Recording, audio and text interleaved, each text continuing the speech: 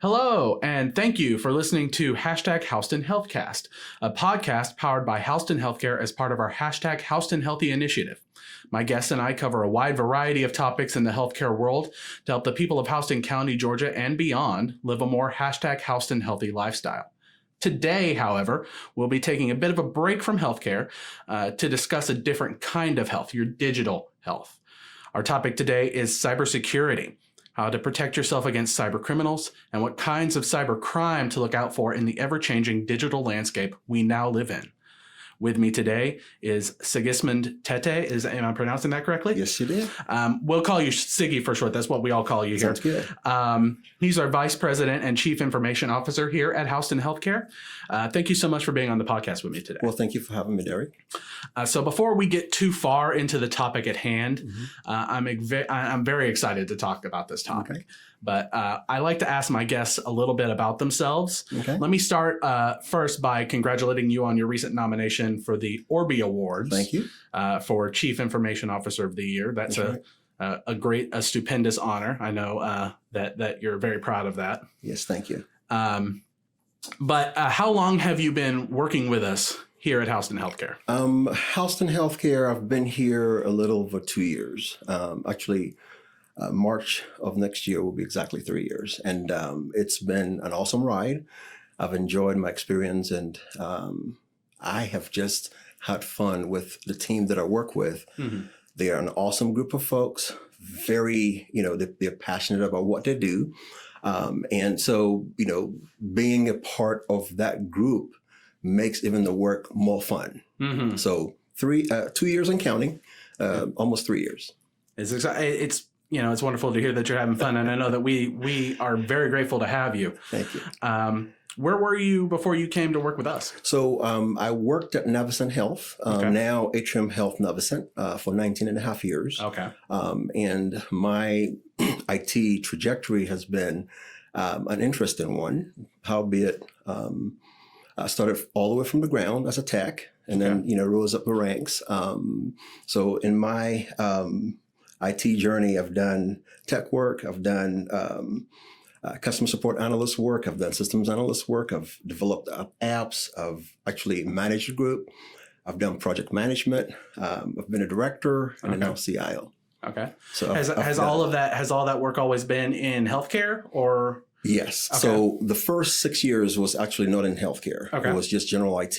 I worked for a small outfit in Warner Robins right here. Mm-hmm. And I cut my teeth, doing everything IT, from sales, from service, running cables in the attic, printer installs, installing routers all throughout the library systems of Georgia. I've done all of it. Okay. Yeah. Did you turn it off and on again? That kind of work? It's very difficult to turn it off. Uh-huh.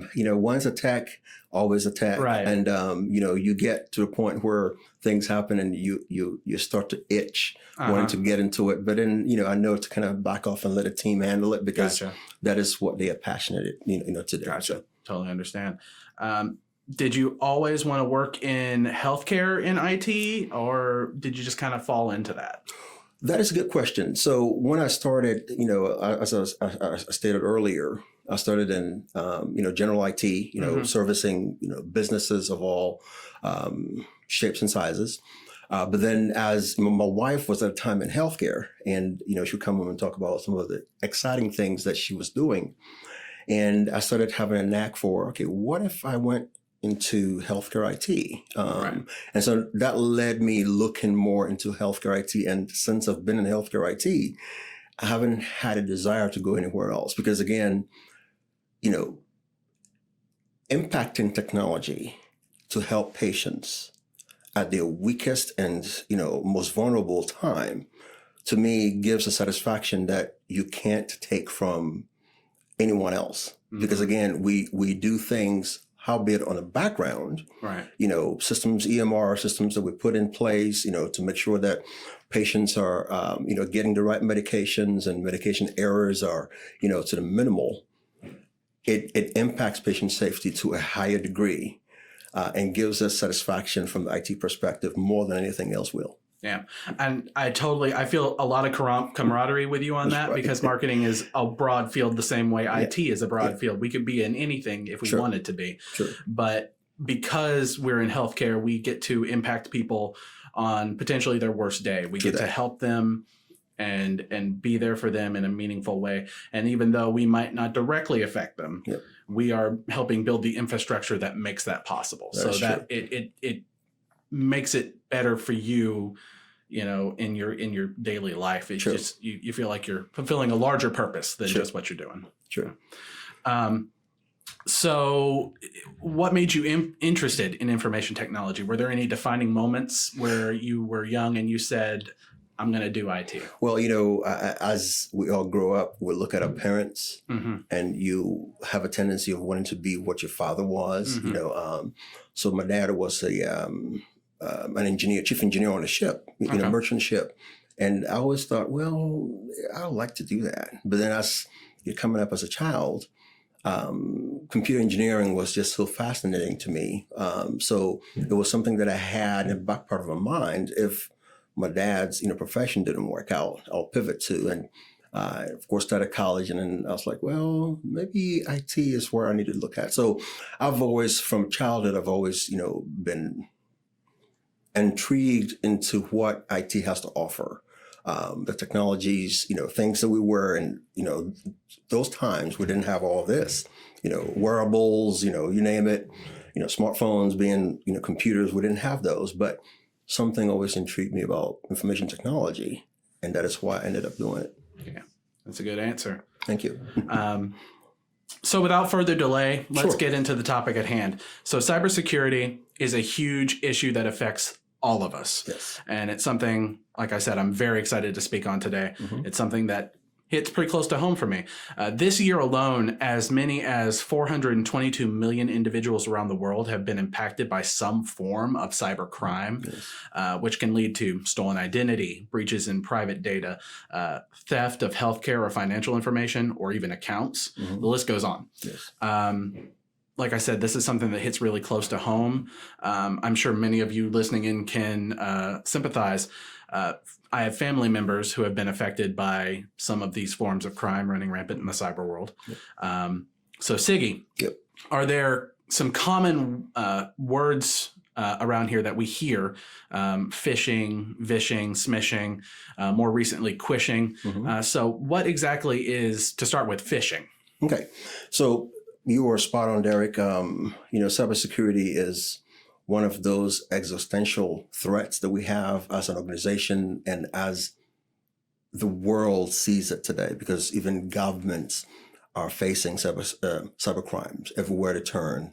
There are some incidents of some fashion of it. Now, talking about, you said phishing, right? Phishing. Yeah. So phishing is a social engineering apparatus that the bad actors use. And what they do is they'll send you an email with a link, with a malicious, code embedded in it. And, they're hoping that you wouldn't be paying attention, and you click on that link, and then your machine gets infected. And then, of course, it goes on from there. So phishing in itself, most of the time, 94% of the time happens via email. Okay. With email, a little malicious code embedded in it. There are others, you mentioned vision. Same thing. And sometimes, the terms sound like Greek mythology. Right. But vishing, as it is where you will get a voice message. Someone calls you and pretends to be like, again, a bad actor, pretends to be your bank or some facility that you do business with. And again, they're trying to get personal information to try to steal your information, so credit cards, social security numbers, your date of birth. So anytime you get a call and someone is asking for personal information, think through what you've been asked for, and then ask them, tell them that you'll call them back. Right. I've personally had to do this, and then call the bank or whichever institution's calling you, right. Or they're pretending to be, and don't ever give those folks on the phone any information. And then talking about you mentioned Quishing. Quishing. Quishing. So Quishing is fairly new. If you look it up, you find information about that. But all of us have been to restaurants, and on the restaurant table, you see this QR code that is out there, and these bad actors are hoping that you would think it's the actual QR code from the restaurant. Right, for the menu or something. For the menu, that's right. Because a lot of places do digital menus that's right. now. Since COVID, that has been very prevalent. So what you're hoping you would do is just, pick up your phone and scan it. And again, they use social engineering to, gain your personal information, again, credit card information, your date of birth, social security number. And they try to get to use the code to impact your phone. Right. And then by doing that, guess what? They have access to your device. There are others that are happening, other, techniques that they're using.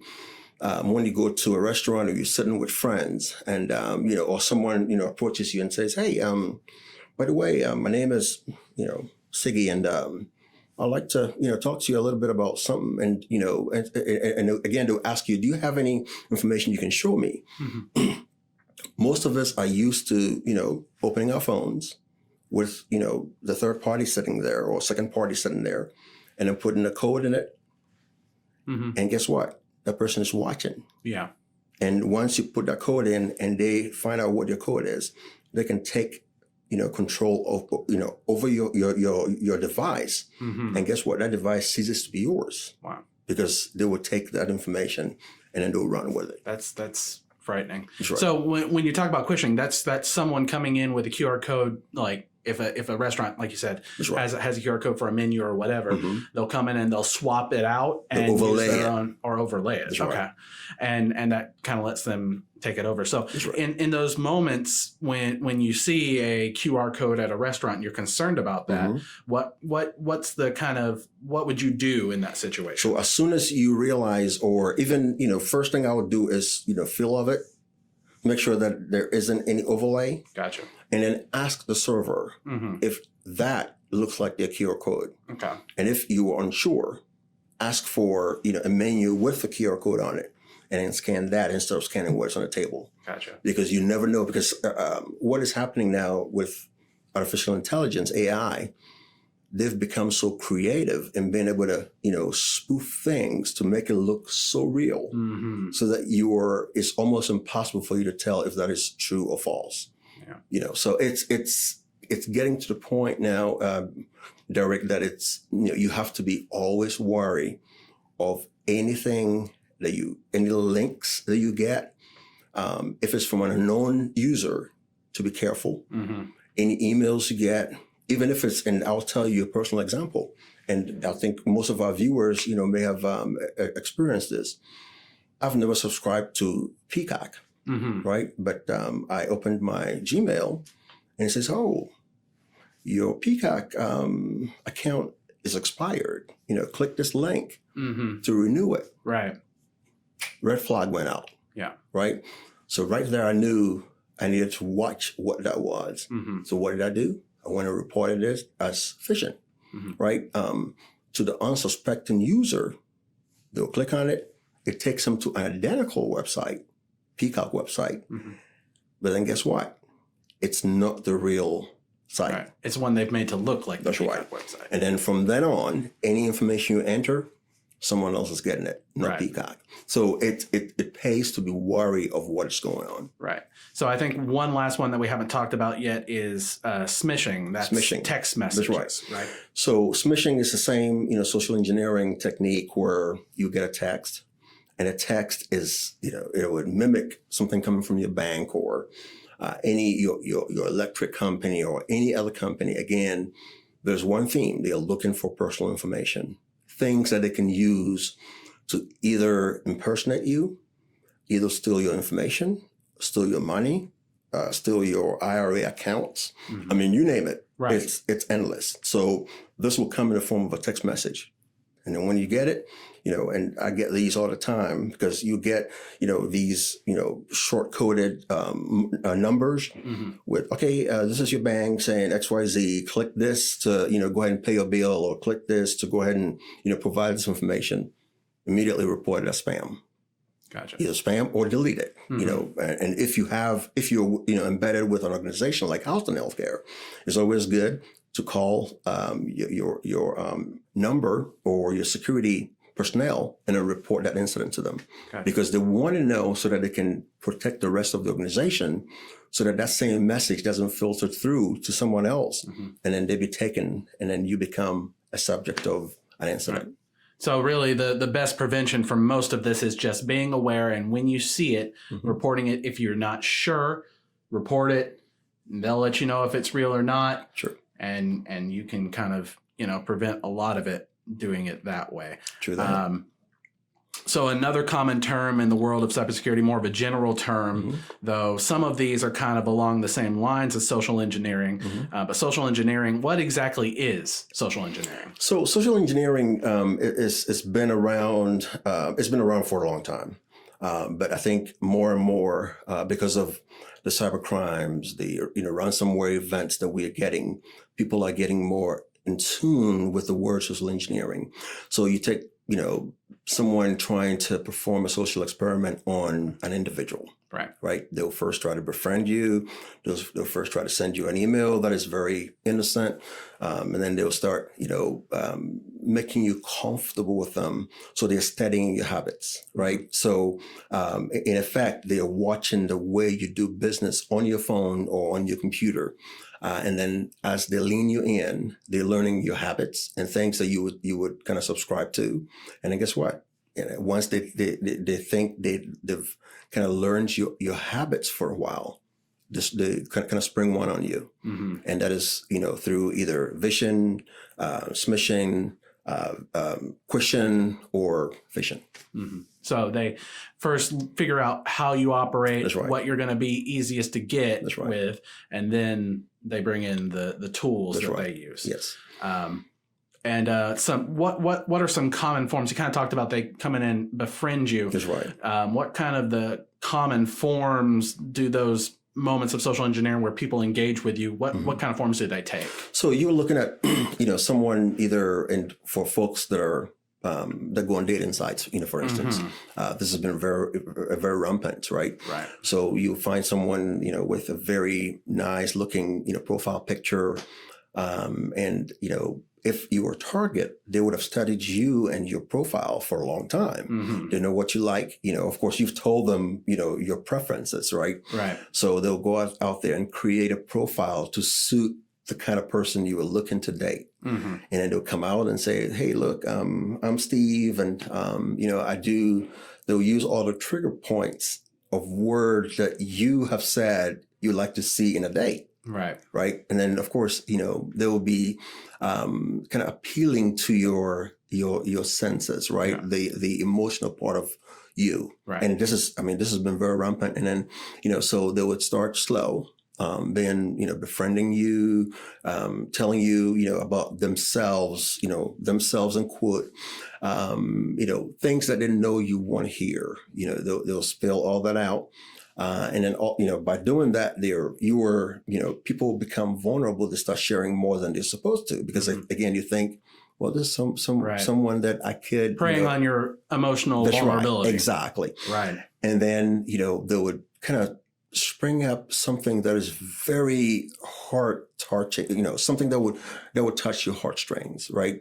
Like, oh yeah, my brother or my sister has had surgery and they need this money to do this, and my money is tied up in an investment. So the key things to listen for is when someone is a little bit too friendly.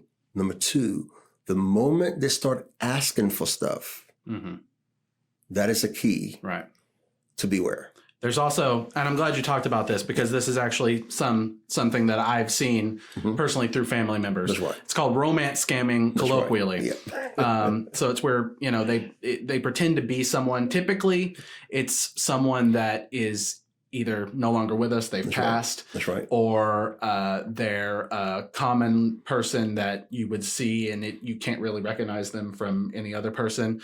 Typically, they're very attractive, but it's not actually who they are. That's right. They're made to be attractive to you. They usually engage on social media. And then one of the red flags is actually they will try to pull you off of social media onto another program or another platform like WhatsApp, Google Chat, Telegram are one of the three most common ones. A common story that a lot of people use, there's two big ones for why they can't meet you, because you'll want to meet them. They'll tell you, I can't meet you. Two of the main ones, foreign military base on active duty. Yeah. The second one is they work on an offshore oil rig. That's right. So you hear those kinds of things. Those are kind of like red flags to say, okay, this isn't the person that they say they are. And that's, those are like the top ones. That's not all they use, but those are like some of the top two. And they quickly will move that conversation off. So be aware of that as well. They'll tell you they're sick, hurt, or in jail, or they have, as you said, a loved one sick, hurt, or in jail. Sometimes they'll tell you that they have a package they want to send you that is valuable. So they need to pay customs. They don't have the money for it. So they'll ask for money. Or they'll tell you they have an investment in crypto that they want to get you into. They'll ask for money. You send them money, you never hear from them again. Or those are keywords. So those, you mentioned some of the key red flags to let you know, hey, I'm kind of dabbling in some dangerous territory. But once you start hearing offshore, a base somewhere, family sick, need money. The need money piece, because there's been folks that have been scammed off of $250,000 and above. Because they keep sending money to these folks, and you would think, well, why do they send money? But folks do it all the time, and it's become one of the rising crimes that the FBI has been fighting. And it's really hard to recover those funds and get those back, even if you report it, you talk to the FBI, it's still going to be very hard if you ever get it back. Sometimes these people are out all of that money up to $250,000 and they never see it again. It can ruin lives. So these are very serious crimes. So with that in mind, to help our listeners out there, what are some of the best practices for people to avoid falling victim to social engineering of this or any type? Obviously paying attention to those keywords. Is there anything else that they can do to avoid this? Yeah, see, I think with the rise of these, romance scandals and, these tactics that, people use to try to steal money from our family members and all that, it pays to be alert at all times. It pays to, try to do, video chat with anyone who is interested in, any relationship with you. You want to make sure that you are video chatting the person, and then the profile picture that you see matches who you're talking to, and don't provide personal information so easily, and don't get too vulnerable in providing personal detail. And one of the things that you want to look out for is when someone says, well, look, there's this other scam where folks will, actually, infect your computer, and then, or they'll call you and say, well, I'm the IRS, and IRS will never, call you, send you a letter, never email you either, and then, the other part of the cautionary is, or the red flag is, well, to make this payment, you have to go buy some gift cards. That should be a ding, ding, ding bell, to let you know, the IRS would never ask you to go get gift cards. The IRS would never, tell you to not let a family member know what you're doing. So it pays to, if you have family members that are older who are not computer savvy, have this conversation with them. That in itself, and I know this will sound like I'm plugging, our up and coming seminar, but we have a seminar that's coming up November 16th at 6:30 to educate the community. And what we want to do is, give you the tools that you need to be able to, stave off some of these crimes. And it's free. You can go to the Houston Healthcare website and sign up for it.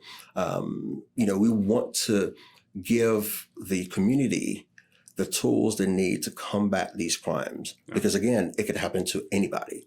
And, we want to make sure that you are prepared and on guard at all times to be able to stay above some of these crimes. And don't worry about plugging, because I'm going to do the same thing at the end. I'm going to give them the link and everything so they can go. Thank you. But it's something that hits so very close to home, because I've seen it happen, and I know there's so many people out there that deal with it. And what you said, the kind of measures you can take. Sure. Making sure that you know who the person is, that you talk to them over video chat. Yep. Most times they won't want to do that. They'll give you a lot of good excuses, but they won't want to do that because they're hiding their face. They don't want you to see it. And just also, if it's an organization, as you said, the IRS will never ever ask you for money over the phone. That's right. They only ever send you mail. So if you have an organization that you do a lot of financial business with, know their policies, because a lot of times financial institutions will say in their policies, we will never contact you via phone. We will never contact you via email. We will only contact you in these ways. And if you know those, it can kind of let you be proactive. And if you happen to get a phone call that claims to be one of these institutions, and that's not my institution's policies, you immediately kind of have a little layer of knowledge to protect you in that moment. Can I add one more thing, Derek? Sure. So, you have a lot of scams of the elderly. And what happens is, they would infect the computers, through one of these phishing, tactics. No reputable organization, whether it be where you work at, no bank, no, retirement, organization would ever ask you for your password. Okay. They would never ask you for a password. So that's another red flag. Right. So if anyone will, be attempting to help you and would ask you for a password, red flag. They'll typically ask you to verify using some sort of information that you should know. That's right. And still, if you're suspicious, don't provide that verification information, because that's still information they can use. Exactly. But they will never ask you for a password if it is a legitimate business. Yes. So that's a good point. One more thing. Always make sure, even on your social media accounts, that multi-factor authentication is enabled. Now, there are a lot of terms that are used, two-factor authentication. There's one that Microsoft has, there's one that Google has, there's several of them out there. And one thing that is always necessary is don't use the same passwords for different accounts. Right. Never use the same password for different accounts, because guess what? Most of us have information out there on the dark web, right? So if they're able to produce one of the passwords, guess what? They have it for multiple of your accounts, and they can get into any one of them. And make sure that if you have a computer at home, or even your phone, your cell phones, make sure that you update the patches that you get. If it's a Windows PC, it comes, patches are released on Tuesdays. Make sure that you update them. Make sure that you update your antivirus software. Make sure that your devices are constantly up to date. Right. Regardless of who you are. That is a key. And if you have a device that is not getting updates anymore, please go ahead and get you a new one. Because that device is a way that it can wipe out your retirement account. And your nest egg that you were hoping for won't be there anymore. Yeah, that would be tragic. And it's so easy to fall into a habit of making your passwords same or similar.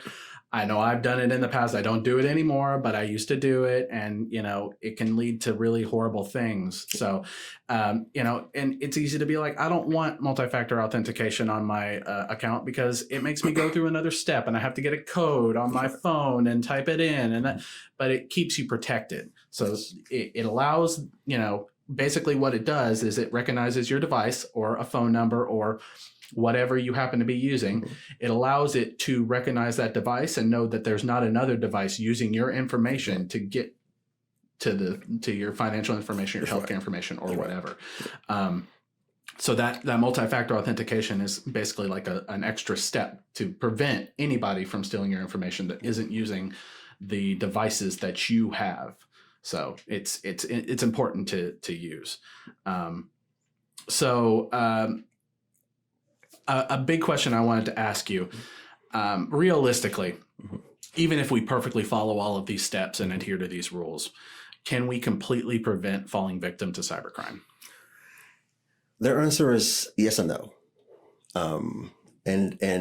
Hearing someone in IT say, well, or cybersecurity say yes and no.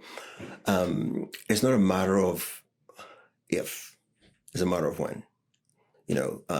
However, these steps that we just outlined will protect you to the point where it's not going to be a piece of cake for someone to either duplicate your identity or steal your information. It'll make it a whole lot difficult for them to do that.